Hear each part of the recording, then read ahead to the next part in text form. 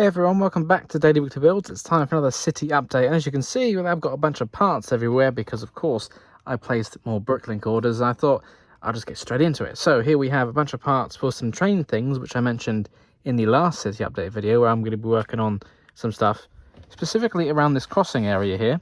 So we're going to put in some actual crossing gates, put some ballast for the train track, and some other little things as well. So these are some parts that I had already that I think, oh, maybe I could use. And then these are the parts that I've needed, and I have enough to kind of, well, make a fair bit. So let's organise these a bit more. Some of them, thanks to the Bricklink sellers, I guess everyone does it differently. Some are already sorted into the individual bags, which makes this a lot easier. And some of them come in one bag. I'm not too bothered, personally. I like it when it's separated, but I can just sort it myself. It's not too hard.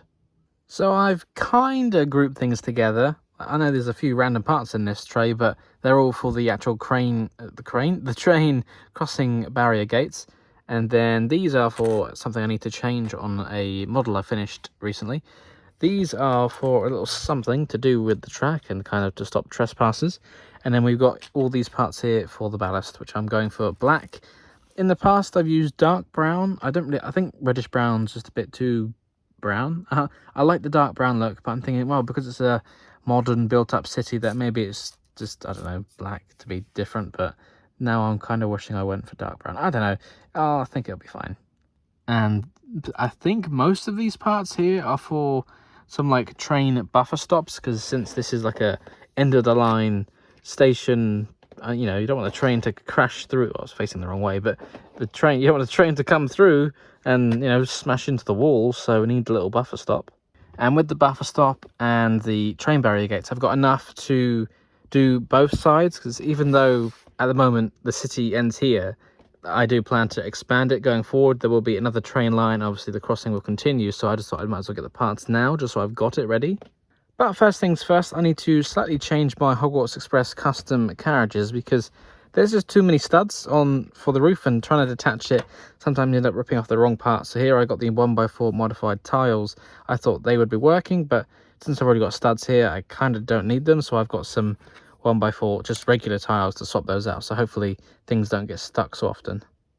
So I've taken all those out, and it should be much easier, although still difficult one-handed. But yeah, you get the idea. There were too many studs, now there's less. But I just remembered something.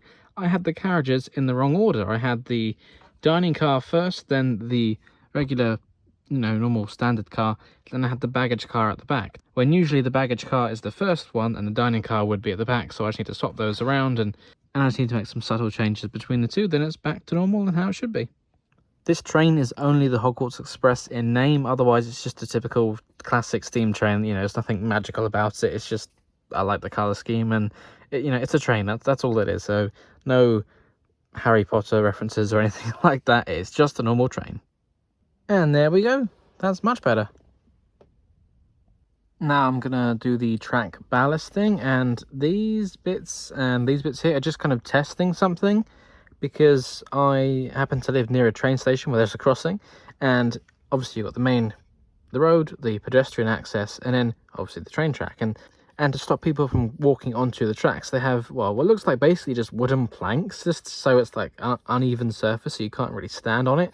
And I was just doing a different couple of techniques, and I thought I'd go for the tan colour, so it looks like just wood. I didn't want to use tiles, because then it'd probably blend in and it'd be the same level as the sidewalk and everything else. So I thought maybe I'd try these 1x1 cheese slope kind of parts where they meet in the middle, or the 1x4 rounded plates or bricks or whatever they are. But I think, I like the pointiness of these, but lining up at 1x1s is just not fun. So because it's easier, and I like the kind of slight bumpy texture here, I think I'm probably going to go with these ones instead. Usually look like loaves of bread. But that does mean I have a whole bunch of these slopes to use up somewhere now.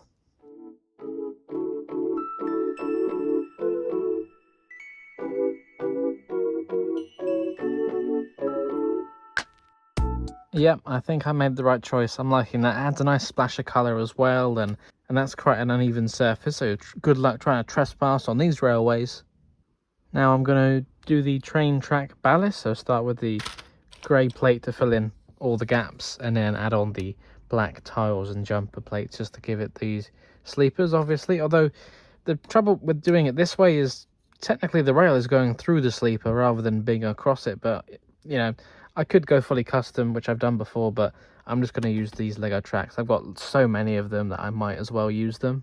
And I was initially not going to ballast the track, especially when, since I'm not going to have a full loop, this is kind of just like a suggestion of, yeah, it goes off into the distance, and once I got a train on here, you're not really going to see it. But I figured since I'm doing the other details, I might as well, and you know, it's only a little bit extra.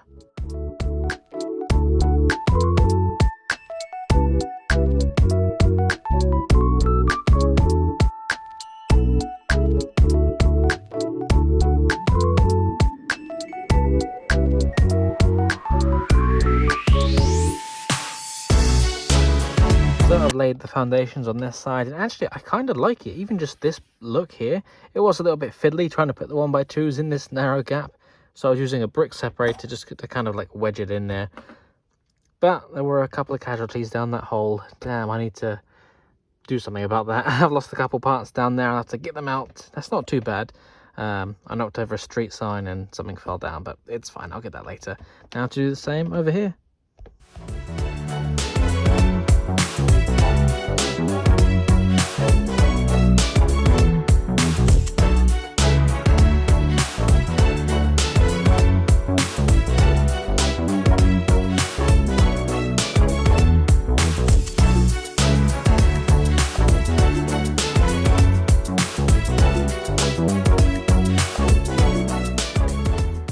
This side is all complete, and I don't know if you can see on camera if it's going to focus or not, but I've kind of dented this brick separator while jamming the plates in, but luckily I've got like 50,000 of these.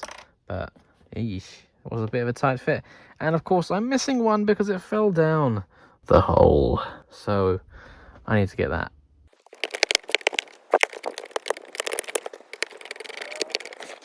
If I thought this was difficult to put in, well, now I've got to do a bunch of 1x1s. Putting down those 1x1 black tiles wasn't as bad as I thought, actually. And I think it does look pretty nice. Although I'm still kind of on the fence about the use of the black colour. I'm thinking dark brown might have been the better choice. Well, I think that's all we've got time for in today's LEGO City update, but stay tuned for part 2 coming real soon, where I'll be continuing work on my LEGO train stuff, including the train barrier gates, the crossing, and so much more. So thank you very much. Don't forget to like, comment and subscribe, and why not become a channel member to help me afford buying more Lego. Anything would be greatly appreciated. Thank you so much for watching. I'll see you in the next one. Bye for now. Thank you very much for watching. If you enjoyed this video, don't forget to check out the other videos on this channel or on one of my other channels as well. And of course, don't forget to like, comment, subscribe and share with your friends.